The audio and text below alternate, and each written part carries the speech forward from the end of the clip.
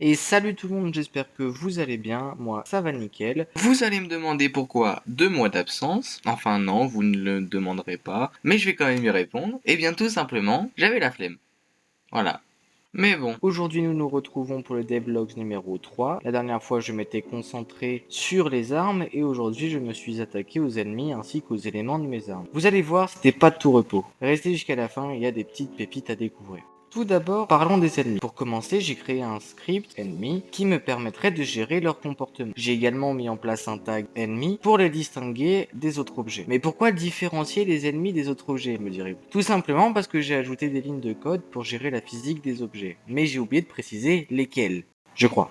Bref, cela me permettra de gérer les comportements indépendamment, car après tout, le principe du jeu n'est pas de tirer sur des cubes. Ensuite, j'ai introduit les éléments principaux, la vie et le bouclier. À l'origine, j'avais mis en place des dégâts globaux, mais il manque quelque chose, vous allez voir. Bon, vous l'aurez peut-être deviné, on ne sait jamais quand la balle touche un ennemi ni combien de dégâts il subit. Alors, j'ai commencé à créer des pop-up lorsque des dégâts sont infligés. Comme d'habitude, j'ai regardé un tutoriel pour avoir une idée, mais comme d'habitude, ça ne fonctionnait pas comme je le voulais. Cela pourrait être dû au fait que c'était un tutoriel 2D et que je fais des jeux en 3D.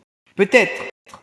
Bref, à l'origine, j'avais placé des dégâts au-dessus de la tête de l'ennemi, mais c'était comment dire, moche. Donc j'ai modifié les pop-up pour qu'elles s'affichent là où la balle touche l'ennemi et j'ai ajouté des positions aléatoires pour éviter qu'elles ne se superposent. J'ai ensuite profité de l'occasion pour mettre en place des dégâts critiques et je vais vous expliquer comment cela fonctionnera. En dessous de 100%, le joueur pourra obtenir des critiques légers, en dessous de 200% des critiques normaux, en dessous de 300% des critiques lourds et en dessous de 400% des ultra critiques. Qu'est-ce que cela signifie? Un critique léger correspond à un multiplicateur de dégâts de 1,5. Un critique normal correspond à un multiplicateur de 3. Un critique lourd correspond à un multiplicateur de 6. Et enfin, un ultra critique correspond à un multiplicateur de 12. Ensuite, j'ai ajouté les éléments. Comme je l'avais mentionné lors de la présentation du projet, le jeu sera basé sur les éléments principaux: l'eau, le feu, la terre et l'air. J'ai cependant apporté quelques modifications.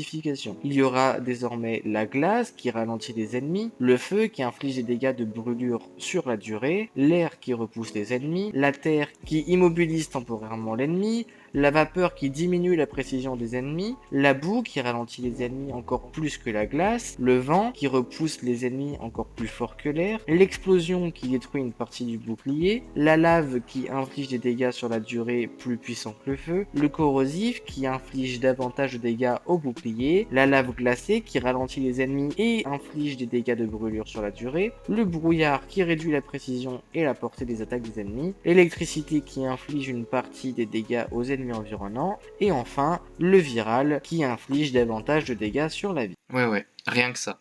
D'ailleurs, j'ouvre une parenthèse, 50% d'entre vous qui regardent mes vidéos ne sont pas encore abonnés. Si vous aimez ce que je fais, n'hésitez pas à matraquer le bouton s'abonner pour être informé de la sortie de mes prochains devlogs. Fin de la parenthèse. Maintenant que j'ai décidé quel élément j'aurai, j'ai créé un shader. Oui, encore un. Il permet de créer une petite animation lorsque j'inflige un dégât élémentaire à l'ennemi. Et cela donne plutôt bien. J'ai également attribué une couleur spécifique à chaque élément, ce qui modifie la couleur de mes balles, et la couleur lorsqu'elle touche un ennemi. Et cela ajoute un petit plus. Ah oui, j'ai oublié de dire que la chance de dégâts élémentaires fonctionne à peu près de la même manière que la chance critique. En dessous de 100%, on a une chance sur 4 d'infliger des dégâts élémentaires. En dessous de 200%, on a 2 chances sur 4. Au-dessus de 300, 3 chances sur 4. Et en dessous de 400%, on a 100% de chance d'infliger un dégât élémentaire. Pour continuer avec les éléments, j'ai ensuite fait en sorte que les icônes d'éléments soient affichées. Pour cela, j'ai dû trouver des logos, car oui, je ne suis pas graphiste, bien que j'en ai créé quelques-uns moi-même. Regardez. En vrai, ça passe, non? Ensuite, j'en ai profité pour concevoir la barre de vie et les informations des ennemis, ce qui rend plutôt bien. J'ai également mis en place le système qui va avec et j'ai eu un crash. Bon, j'ai fait une petite erreur que j'ai corrigée et c'était un petit peu mieux. Ensuite, j'ai décidé d'utiliser un modèle 3D temporaire pour les ennemis. C'est déjà mieux que de se battre contre des suppositoires géants. Pour finir, j'ai implémenté les dégâts élémentaires et voici ce que ça donne. Le feu, l'air,